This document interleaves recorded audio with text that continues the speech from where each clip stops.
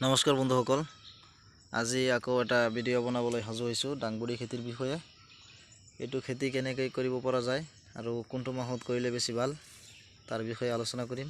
আৰু এটা গছৰ পৰা আন এটা গছৰ দূৰত্ব কিমান দূৰত থাকিব লাগে আৰু কেনেকা ৰছী ওপৰত দিব লাগে তাৰ বিষয়ে আপোনালোকক জনাই থাকিম। ভিডিঅ'টো আগলৈ শ্বেয়াৰ কৰিব। যোনে যোনে আমাৰ চেনেলত নতুন আহিছে তেওঁলোকে আমাৰ চেনেলখন ছাবস্ক্ৰাইব কৰিব, ভিডিঅ'টোত লাইক দিব আৰু যদি কিবা প্ৰশ্ন থাকে কমেণ্ট বক্সত লিখিব, আমি আপোনালোকক নিশ্চয় ৰিপ্লাই দিম। তেনেহ'লে আমি ভিডিঅ'টো আগলৈ আৰম্ভ কৰোঁ। এইটো খেতি সাধাৰণতে ফেব্ৰুৱাৰী মাহৰ পৰা জুলাইলৈকে কৰিব পৰা যায়। আমি যদি ফেব্ৰুৱাৰী মাহত যদি আমি গুটিবিলাক খেতিত ৰুই দিওঁ তেতিয়াহ'লে মানে বেছি লাভান্বিত হ'ব পৰা যাব আগতীয়াকৈ কৰিলে। আৰু যদি আমি আকৌ জুলাই মাহত কৰিব পাৰোঁ তেতিয়া আৰু বেছি লাভ হ'ব পাৰি। দামটো মাৰ্কেটত বেছি থাকে এইটো সময়ত, সেইকাৰণে এইটো মাহত বেছি লাভ হয়। আপোনালোকে এই মাহৰ ভিতৰতে মানে যোনটো মাহেই যদি আপোনালোকে চিলেকশ্যন কৰে সেইটো মাহতে এইটো খেতি আৰামত কৰিব পাৰিব।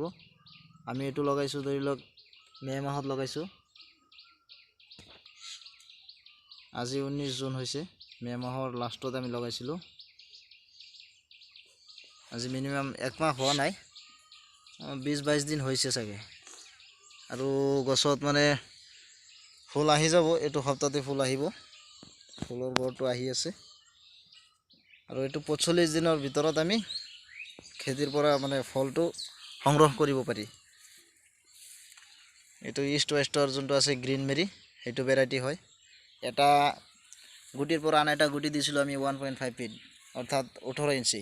18 ইঞ্চিৰ দূৰতে আমি এটা গুটি দিছিলোঁ। গোটেইকেইটা গুটি গজালি দিছিলে আৰু আজিৰ দিনত ইমানখিনি হৈছে খেতি। আমি ইয়াত 4 কঠা মাটি মানে এইটো ডাংবডি খেতি কৰিছোঁ। আমাৰ ইয়াত টোটেল খৰচা গৈছে আমাৰ মিনিমাম 3000 টকা 4000 টকামান খৰচ গৈছে। আৰু 700-1000 টকামান খৰচ হ'বও পাৰে। ইনচেক্টিচাইড মাৰিব লাগিব আৰু আমাৰ হেৰি আছে যে কিবা ফাংগিচাইড মাৰিব লাগে, নহ'লে পাতবোৰ মানে হালধীয়া হৈ থাকিব, কিয়নো বৰষুণৰ বতৰ। সেইকাৰণে এসপ্তাহ বা 15 দিনৰ মূৰে মূৰে মানে এটা ফাংগিচাইড স্প্ৰে কৰিব লাগিব। আৰু ধৰি লওক এটা আছে ইনচেক্টিচাইডটো নামাৰিলেতো ধৰি লওক পাতবিলাক পোকে খাই দিব আৰু যেতিয়া ফল লাগিব ফলবিলাকো মানে পোকে ছিদ্ৰ কৰি দিব। সেইকাৰণে মানে ইনচেক্টিচাইডটো মাৰিব লাগে আৰু ফাংগিচাইডটো মাৰিব লাগে। এনেকুৱা কিট লাগি যায় খেতিত। এই কিটটো আমি কণ্ট্ৰল কৰিবৰ কাৰণে মানে ইমামেক্টিন বেনজাইড গ্ৰুপৰ যোনটো ইনচেক্টিচাইড আছে সেইটো আমি স্প্ৰে কৰিব পাৰি।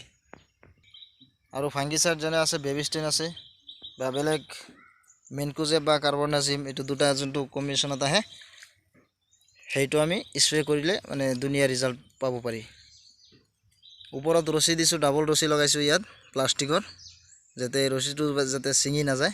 সেইকাৰণে ইয়াত ডাবল ৰছী দিয়া হৈছে। ব্ৰাণ্ডেড ৰছী যোনটো আহে মাৰ্কেটত সেইটো লগাইছোঁ। আৰু দুটা ছাইডতে আমি খুঁটি লগাইছোঁ, ডাবল লাইন এটা শাৰীতে উঠাই দিছোঁ আৰু মাজত মানে যোনটো আছে বাঁহৰ খুঁটি এইটো লগাইছোঁ। আপোনালোকে চাব পাৰে, এইটো বাঁহৰ খুঁটি মাজত এটা মিনিমাম 15 ফিট দূৰত্বে এটা খুঁটি দিছোঁ। আৰু এইটো যোনটো আছে ডাইৰেক্ট যোনটো গাছটো গছত মানে খুঁটিত উঠি যায় সেইটো খুঁটি দিছোঁ। এটা মানে বাঁহৰ পৰা আমি ধৰি লওক 150টাকৈ খুঁটি ওলাইছোঁ, সেইটো আমি এটা গছৰ লগে এটা খুঁটি লগাই দিছোঁ, যাতে গছটো আৰামত ওপৰলৈ গুচি যাব পাৰে। আৰু ঘাঁহ বন হৈ আছে, এই ঘাঁহ বনবিলাক মানে চাফা কৰিব লাগিব, নহ'লে আৰু খেতিত মানে কীট পতংগৰ মানে আক্ৰমণটো বেছি হৈ থাকিব। সেইকাৰণে ঘাঁহ বনটো চাফা কৰিব লাগিব, তেতিয়াহ'লে খেতিত মানে ধুনীয়া আমি পৰিচৰ্যাটো যেতিয়া ধুনীয়া কৰিম তেতিয়া আমাৰ গছত ধুনীয়াকৈ আমাৰ ফল আহিব। আৰু যদি পৰিচৰ্যাটো আমি ধুনীয়াকৈ কৰিব নোৱাৰোঁ তেতিয়া আমাৰ গছত ফলটো বেছি ভাল নহ'ব, বেয়া হৈ যাব। সেইকাৰণে আমাৰ পৰিচৰ্যাটো মানে ভালকৈ কৰিব লাগিব। পানীটো মানে খেতিৰ পৰা ওলাই যোৱাৰ ব্যৱস্থা কৰিব লাগিব, খেতিত যাতে পানী জমা নহয় তেনেকুৱা ব্যৱস্থা কৰিব লাগিব। আমি মানে বেড বনাই লৈছিলোঁ, এনেকুৱা বেড বনাই লৈছিলোঁ ধৰি লওক মিনিমাম 7-8 ইঞ্চি ওখকৈ আমি বেড বনাই লৈছোঁ। এটা বেডৰ পৰা আন এটা বেডৰ দূৰত্ব আমি মিনিমাম ৰাখিছোঁ 3 ফিট দূৰত্বে এটা বেড বনাইছোঁ। আৰু এটা গুটিৰ পৰা আন এটা গুটি দিছিলোঁ আমি 18 ইঞ্চি দূৰত্বে।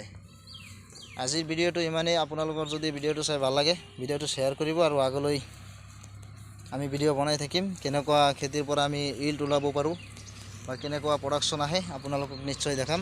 এইফালে আছে আমাৰ তিয়ঁহ খেতি, আপোনালোকক ভিডিঅ' এটা বনাই দিছোঁ। আমাৰ তিয়ঁহ হাৰ্ভেষ্টিং চলি আছে এতিয়া। আৰু তিয়ঁহৰ মাৰ্কেট আমাৰ এতিয়া আছে মিনিমাম 10ৰ পৰা 15 টকাকৈ আমি বিক্ৰী কৰি আছোঁ লোকেল মাৰ্কেটত। আৰু আপোনালোকে আমাৰ লগত থাকিব। আমি বিভিন্ন ধৰণৰ খেতি বাতি কৰি থাকোঁ। বেলেগ কোনো খেতিয়কৰ খেতিত গৈ আমি খেতিৰ ভিডিঅ' নবনাওঁ, কিয়নো আমাৰ সেইটো ভাল নালাগে।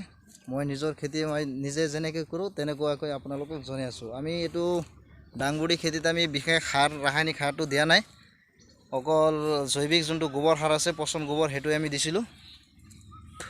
আৰু দাংবডি খেতিত তেনেকুৱা মানে ৰাসায়নিক সাৰৰ প্ৰয়োজন নহয়। আপোনালোকে দাংবডি খেতিত বেছি ৰাসায়নিক সাৰ নিদিব আৰু যিমান পাৰে জৈৱিক কৰিব চেষ্টা কৰিব। আজিৰ ভিডিঅ'টো ইমানেই। ভিডিঅ'টো ভাল লাগিলে শ্বেয়াৰ কৰিব, লাইক দিব, প্ৰশ্ন থাকিলে কমেণ্ট কৰিব। ধন্যবাদ।